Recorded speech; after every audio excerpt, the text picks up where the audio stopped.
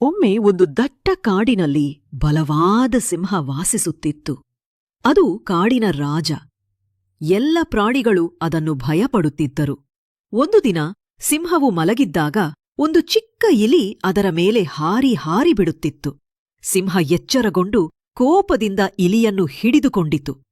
ಸಿಂಹ, ಓ ಚಿಕ್ಕ ಪ್ರಾಣಿ, ನಿನ್ನನ್ನು ತಿನ್ನಿಬಿಡುತ್ತೇನೆ. ಭಯದಿಂದ ನಡುಗುತ್ತಿದ್ದ ಇಲಿ ಕೈ ಮುಗಿದು ಹೇಳಿತು, ದಯವಿಟ್ಟು ನನ್ನನ್ನು ಬಿಡಿ. ಒಮ್ಮೆ ನಾನು ನಿಮಗೆ ಸಹಾಯ ಮಾಡಬಹುದು. ಸಿಂಹ ನಗಿತು. ನೀನು ನನ್ನಿಗೆ ಸಹಾಯ? ಸರಿ ಸರಿ, ಹೋಗು. ಅದು ಇಲಿಯನ್ನು ಬಿಡಿತು.